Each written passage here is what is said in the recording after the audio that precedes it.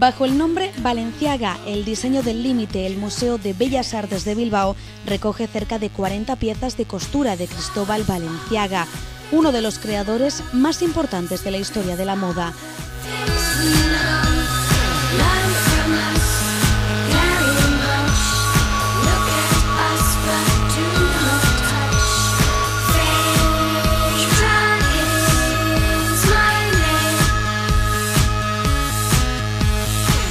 La exposición trata de inducir al espectador a una reflexión sobre el papel que la moda y el vestido pueden tener en el individuo y la colectividad.